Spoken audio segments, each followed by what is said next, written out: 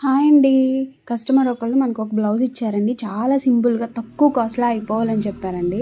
నేను ఇలా జస్ట్ ఒక సింగిల్ లైన్‌లో స్టిచ్ పడుతుందనమాట. ఇలా వస్తుంది ఫుల్ హ్యాండ్.